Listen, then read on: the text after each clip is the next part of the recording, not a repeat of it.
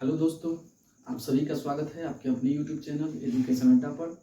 और आज से हम फिर से एक नया शुरुआत कर रहे हैं जिसमें जितने भी हमारे 11th के बच्चे हैं उन सभी के लिए ये वीडियो काफ़ी यूज़फुल होगा। और इसमें जो है आज जो हम स्टार्ट कर रहे हैं उसमें हम लोग सेट जो चैप्टर है उस चैप्टर को स्टार्ट कर रहे हैं जिसका काफ़ी उपयोग है। ठीक है, तो आप सभी दोस्तों से निवेदन है और आप सभी विद्यार्थी से निवेदन है कि आप सभी अपने दोस्तों के बीच इस वीडियो को शेयर कीजिए और इस चैनल को जरूर एक बार सब्सक्राइब कीजिए और सारे बच्चों को बताइए ताकि उन लोगों को भी इसका लाभ हो सके। ठीक है, तो चलिए शुरुआत करते हैं। क्या है, तो आज हम लोग सेट चैप्टर को स्टार्ट कर रहे हैं और आज इसका डे 1 है। और इस तरह से डेली जो है एक वीडियो मैं इस चैनल पर डाला करूँगा और आप सभी जो है इसका लाभ उठाने का प्रयास कीजिए। तो चलिए दोस्तों शुरुआत करते हैं। सबसे पहले हम लोग ये समझते हैं कि सेट होता क्या है, समुच्चय होता क्या है ना। तो इसका काफी उपयोग है और समुच्चय का मतलब होता है संग्रह। ठीक है, समुच्चय का मतलब होता है संग्रह। संग्रह यानी कि समूह, लेकिन एक खास तरह का समूह। कैसा समूह? तो देखिए कि वस्तुओं के सुपरिभाषित संग्रह को ही समुच्चय कहा जाता है। अगर आपसे परिभाषा पूछा जाए, हालांकि परिभाषा नहीं पूछा जाता है, लेकिन फिर भी आप याद रखेंगे कि वस्तुओं के सुपरिभाषित संग्रह, बहुत सारा वस्तु है उसका एक संग्रह होगा, एक सुपरिभाषित संग्रह होगा। ऐसा नहीं कि कुछ भी, ये नहीं कि आप एक बोतल ले लीजिए, एक पुस्तक ले लीजिए और फिर एक पंखा ले लीजिए और इस चीज का संग्रह बनाइए, एक लाइट ले लीजिए इसका संग्रह बनाइए। ऐसा नहीं है, संग्रह एक सुपरिभाषित होना चाहिए, है ना। आप एक बोतल ले लीजिएगा, एक मार्कर ले लीजिएगा, एक माइक ले लीजिएगा, कहिएगा कि इसका क्या संग्रह होगा, तो इसका संग्रह होगा, लेकिन ये सुपरिभाषित संग्रह नहीं होगा। सुपरिभाषित संग्रह कहने का अर्थ है कि सारे जो वो सबके लिए समान होना चाहिए। एक तरह से कहा जाए तो सार्वभौमिक सत्य होना चाहिए। सार्वभौमिक सत्य कहने का अर्थ है कि सबके लिए सत्य होना चाहिए। जैसे कि अगर हम बोलेंगे कि n जो है, n एक समुच्चय है जो कि प्राकृतिक संख्याओं का समुच्चय है। तो प्राकृतिक संख्या हम सभी जानते हैं कि ये गिनती की संख्या है और ये 1 से स्टार्ट होती है और अनंत तक जाती है, तो ये सबके लिए समान होगा। अगर हम कहेंगे कि प्राकृतिक संख्याओं का समुच्चय है तो वो हमारे लिए भी समान है और आपके लिए भी समान है। ठीक है, जैसे कि हमारे लिए भी गिनती की संख्या 1 से ही शुरू होगा और आपके लिए भी गिनती 1 से ही शुरू होगा। ऐसा नहीं कि आप 5 से शुरू कर दीजिएगा, है ना। पता चलेगा कि अगर हम 10 नोट को गिन करके किसी को देना है, हमको 1 से शुरुआत करना है, आप 5 से शुरू कर दीजिए, कम नोट चला जाएगा। ठीक है, तो क्या करना है कि सुपरिभाषित संग्रह होना चाहिए। विकास इसका कौन किए थे? तो जर्मन कैंटर नाम के जो व्यक्ति, जॉर्ज कैंटर नाम के व्यक्ति थे जो कि जर्मन गणितज्ञ थे और इन्होंने ही इस चीज का विकास किया था। तो इस चीज को भी ध्यान में रखना है ताकि कभी कभी मान लीजिए कोई पूछ देता है तो बताने में सहूलियत होगा। तो इतना चीज समझ गए?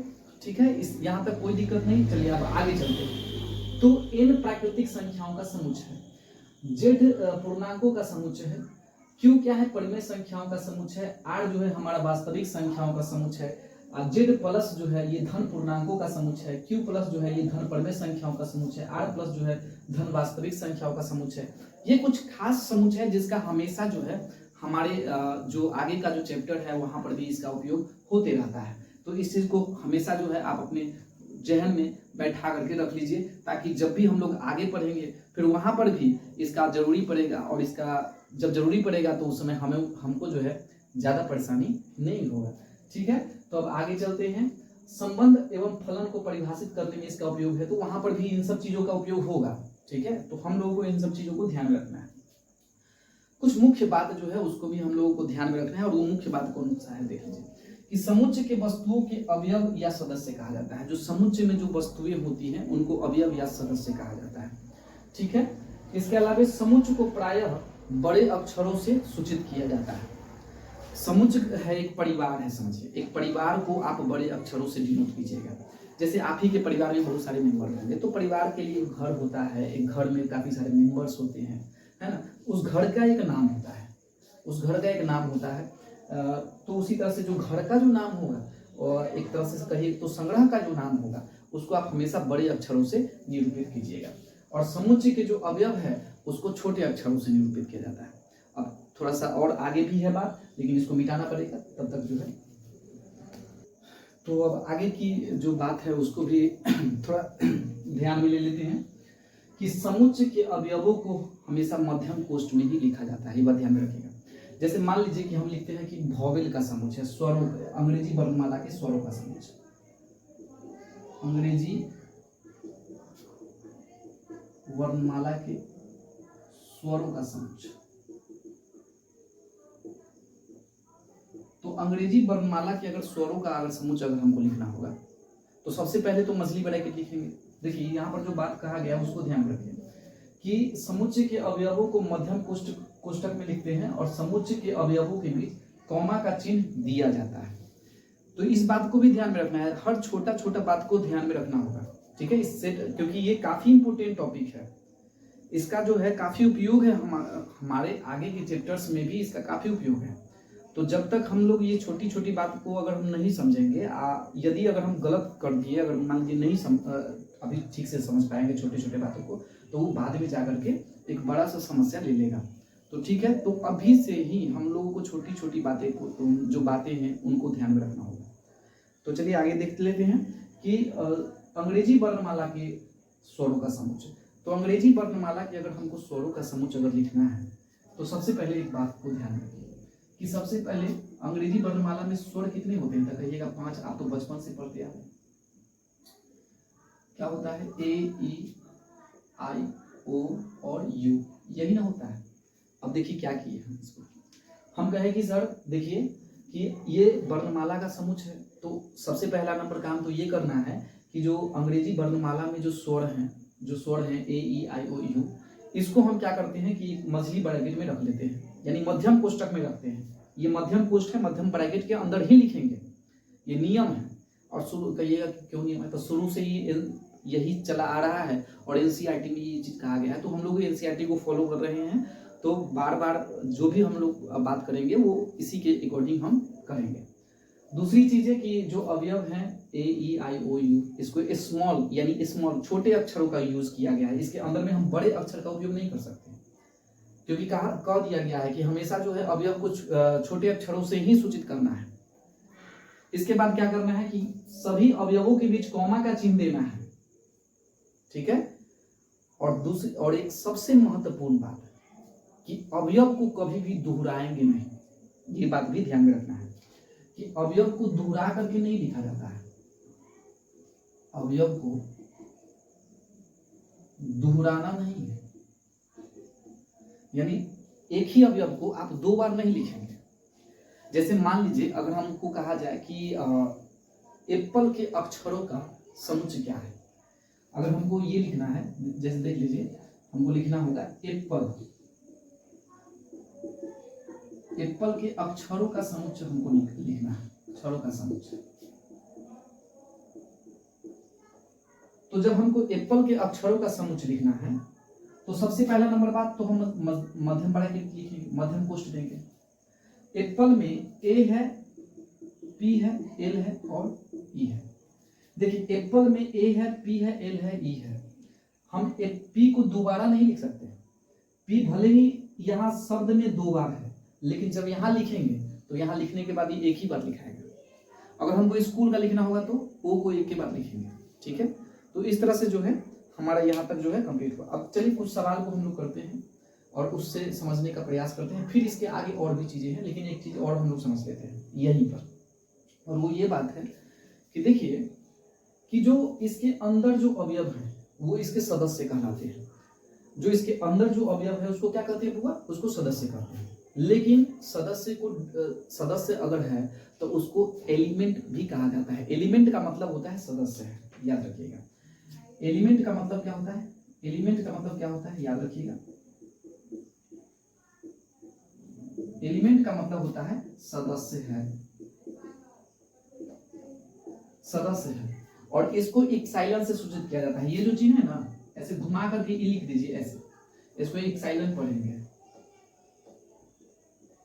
इसको पढ़ना है इप्साइलन, याद रखिएगा। ये घुमा करके जो कर्व लाइन देकर के जो ई लिखते हैं इसको इप्साइलन पढ़ा जाता है। और इसको, इसका मतलब होता है एलिमेंट है और सदस्य है। जैसे सपोज दैट हम मान करके चलते हैं, चलिए एक छोटा सा एक उदाहरण ले लेते हैं।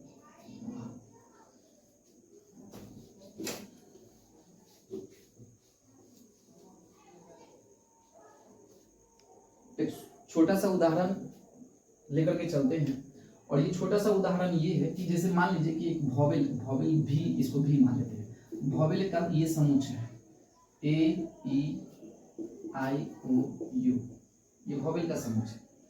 अगर हम इसको ये कहा जाए कि बताइए कि ए जो है एलिमेंट है कि नहीं है, ए एलिमेंट है कि नहीं है इस परिवार का सदस्य है कि नहीं है, तो आप कहिएगा कि हाँ सर एकदम है।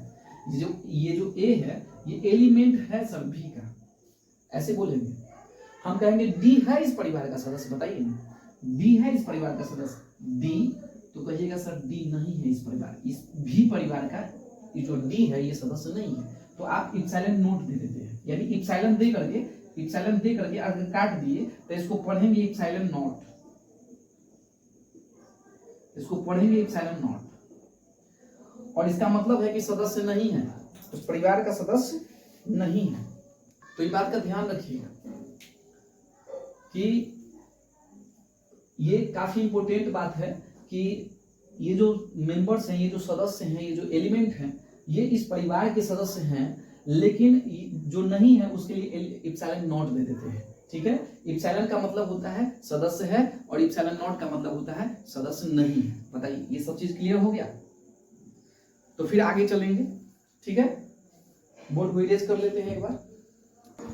तो अब आगे देखते हैं, आगे क्या है ना कि ये देख लीजिए आप एनसीईआरटी किताब आप लोगों के पास सबके पास होगा, देख लीजिए। तो जो एनसीईआरटी की किताब है इसमें एक्सरसाइज 1 यानी प्रश्नावली 1 का जो है ये हम पहला नंबर अभी सवाल जो है कर रहे हैं। ठीक है, जो भी समझे हैं, जो भी बात अभी आपको समझ में आया है, कॉन्सेप्ट अभी क्लियर हो गया होगा, जो भी थोड़ा मोड़ा जो भी समझ में आ गया होगा आपको, उसी से रिलेटेड ये बात है, आपको यही बतलाना है अभी। ठीक है, कि सबसे पहले हम लोग ये समझ लिए कि संग्रह होता है, समुच्चय होता क्या है। तो एक सुपरिभाषित संग्रह को ही समुच्चय कहा जाता है। कोई चीज संग्रह हो सकता है, ये बात ध्यान में रखिएगा, संग्रह तो हो सकता है लेकिन समुच्चय नहीं हो सकता है। ये किताब है और ये कॉपी है, ये किताब है, कॉपी है और मार्कर है मेरे पास, ये देख लीजिए। तो ये सारा चीज का क्या हो सकता है बताइए?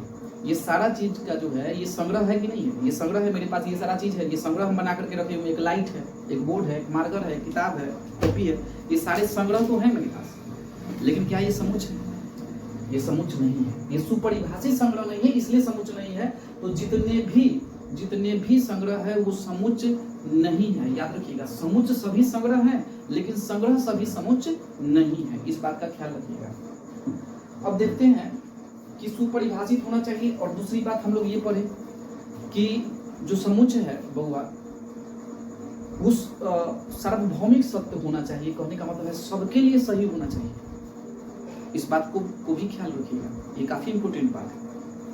अब जैसे देखिए कि जे अक्षर से प्रारंभ होने वाले वर्ष के सभी महीनों का संग्रह, जे अक्षर से प्रारंभ होने वाले वर्ष के सभी महीनों का संग्रह, वो अपन बंद कर, जे अक्षर से प्रारंभ होने वाले वर्ष के सभी महीनों का संग्रह। तो जरा सोचिए कि जे से शुरुआत कौन होता है भाई? जनवरी फरवरी याद होगा सब लोगों को, याद है ना जी? तो जनवरी, एक है जून, एक है जुलाई, इसके अलावा कुछ हो सकता है? आप जरा सोचिए कि जनवरी जून जुलाई के अलावा जे अक्षर से और कोई है वर्ष के महीना में जो जे से शुरू होगा जनवरी जून जुलाई के अलावा? तो कहिएगा नहीं सर नहीं है, इतना ही है। चलिए भाई इतना है तो ठीक है, तो ये सबके लिए समान है कि नहीं है?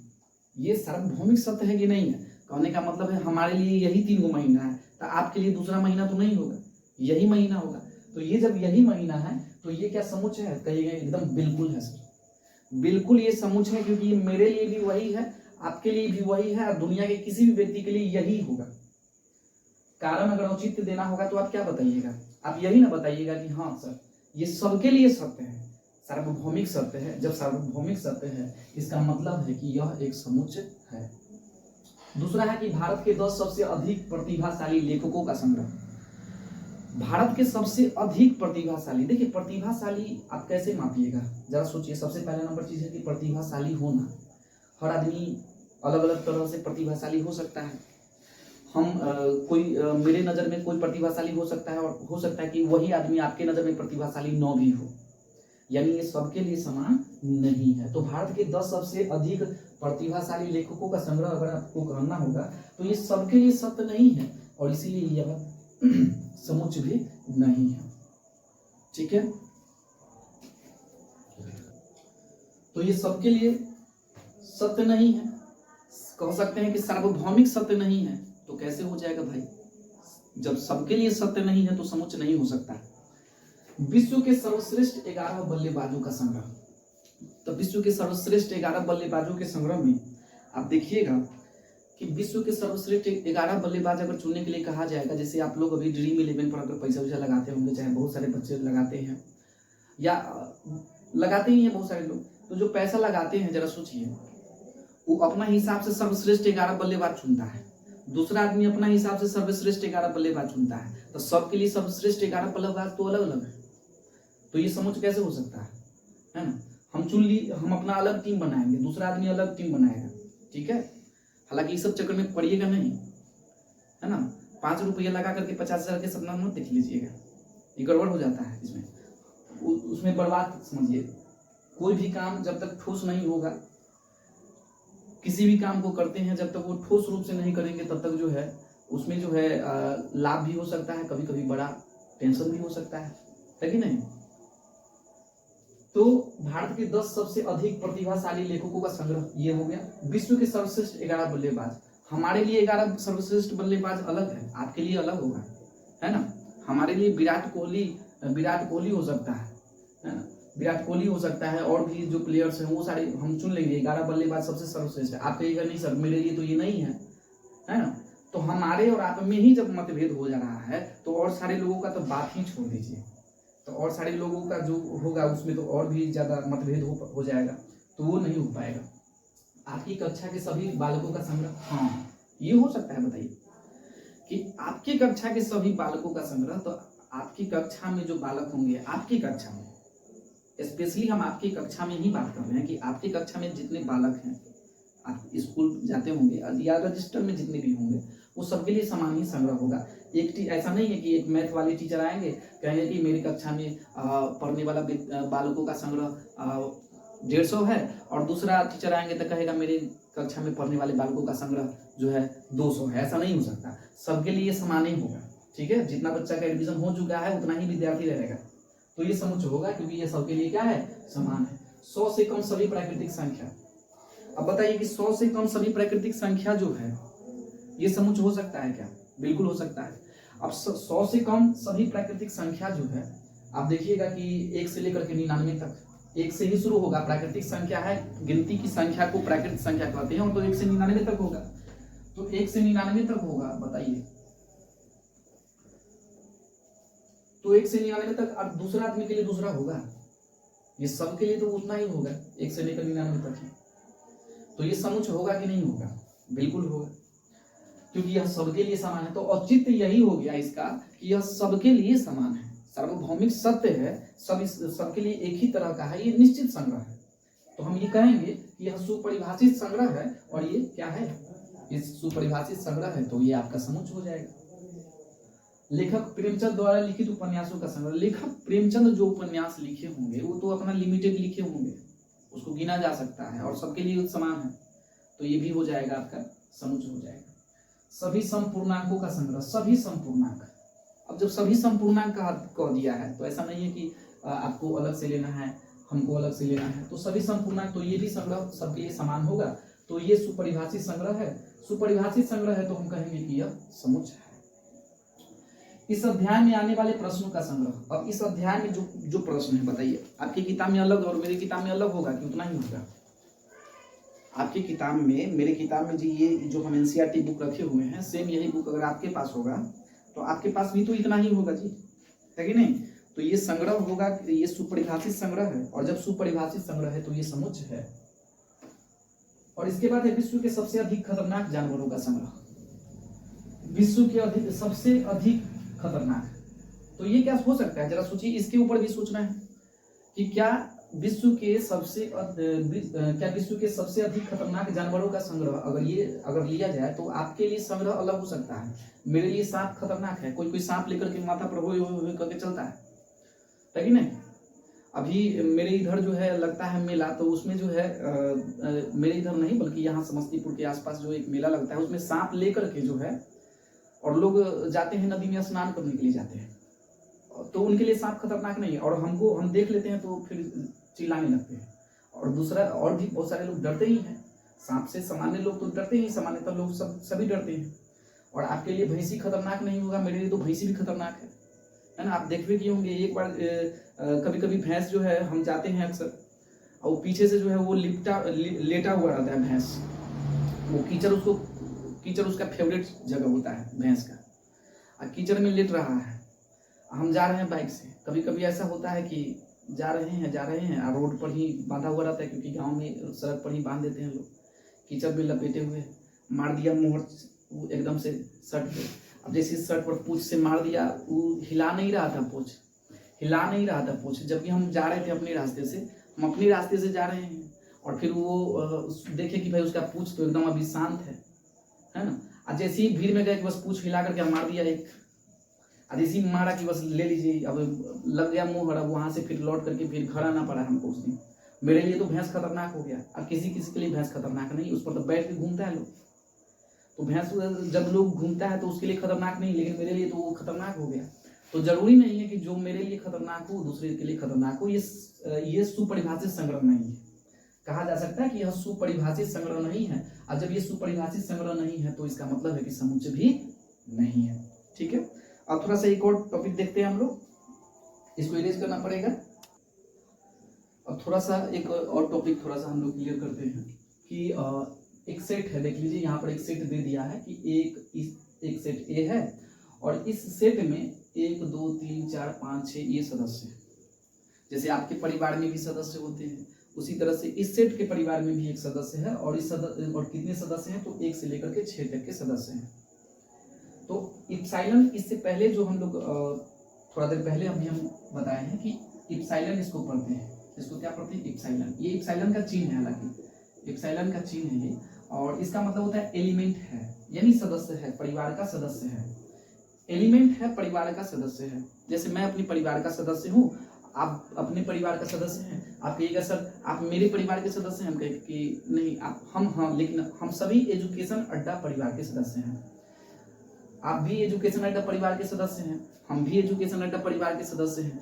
ठीक है आपका, तो आप सब लोगों को जो है यहाँ पर यही चीज समझना है कि सदस्य है, इसका मतलब है कि हम लिख सकते हैं कि एलिमेंट है, एलिमेंट, तो इसको एलिमेंट पढ़ेंगे। और जब सदस्य नहीं होगा तो ऐसे एलिमेंट देकर के, इप्सिलॉन देकर के और काट देंगे। इसका मतलब है कि नोट एलिमेंट, इसका मतलब है नोट एलिमेंट, नोट एलिमेंट। और नोट एलिमेंट का मतलब होता है सदस्य नहीं है, सदस्य नहीं है। तो आप ये बताइए कि 5 जो है इस परिवार का सदस्य है क्या, ढूंढेंगे, है ना। अभी वोटर आई कार्ड बन रहा है, सबका पुनरीक्षण हो रहा है, ढूंढ के जो है, जो सर लोग हैं वो क्या कर रहे हैं कि खोज रहे हैं कि भाई कहाँ है ये आदमी, है ना। हम एक रील देखे थे जिसमें एक कहता है कि भाई एक चाचा जी आते हैं वोट गिराने के लिए, और कहते हैं कि जो एक लड़का जो पोलिंग एजेंट होता है, आप भी देखे होंगे शायद ये रील, कि वो पोलिंग एजेंट होता है एक लड़का, और उससे पूछते हैं कि अरे बहू चाची अलखुंड की वोट गिरावे।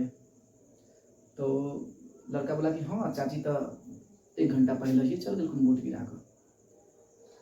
कहे कि कोई बात है कि, तो हाँ, अरे देखना कि 10 साल पहले मरलेगा, आ 10 साल से हमारा से तो भेट न भेले, लेकिन वो 2 बार से वोट गवे छै, या विधानसभा में या लोकसभा हर चुनाव में होइ छै, या पंचायतो चुनाव में होइ छै, आ वोट गिरा कर चल जाइ छै, आ हमारा से तो भेटे न होइ छै।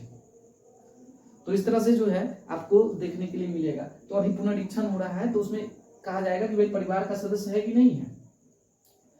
5 परिवार का सदस्य ढूंढेंगे इसमें कि 5 परिवार का सदस्य है कि नहीं। इस सदस्य में आप देखिए 5 है कहीं पर, कहिएगा हाँ सर है, यहाँ पर है 5, तो ये एलिमेंट है। ऐसे इप्सिलॉन भर देंगे, इप्सिलॉन का चिन्ह उसमें केवल भर देंगे। 8 है, 8 इस परिवार में है, बताइए, बिल्कुल नहीं है, तो ऐसे देकर के काट देंगे। समझ में आ गया। अब देखेंगे 0 है क्या इस परिवार में, 0, तो 0 इस परिवार में देखिए 0 नहीं है, 0 नहीं है तो नोट एलिमेंट भरेंगे, इप्सिलॉन देकर के काट देंगे। फिर 4 है इसमें क्या, 4 बिल्कुल है, तो इप्सिलॉन का चिन्ह दे देंगे, एलिमेंट है। 2 है इसमें, 2 यहाँ पर है, देख लीजिए तो है। 10 है इसमें, कहिएगा नहीं है, ठीक है। अब इसके आगे का क्लास हम कल कर लेंगे, ठीक है, क्योंकि आज काफ़ी सारा कॉन्सेप्ट हम लोगों को समझना था। तो इसी तरह से आप अपने दोस्तों के बीच इस वीडियो को जरूर शेयर कीजिए, जो भी क्लास 11th के बच्चे हैं उन लोगों को जरूर बताइए, क्योंकि हम आज से शुरू कर रहे हैं। और एक बार इसको लाइक कीजिएगा, और जो भी बच्चे कमेंट देखेंगे वो कमेंट जरूर करेंगे कि सर हमने वीडियो पूरी देखी है। ठीक है, धन्यवाद। जय हिंद, जय भारत।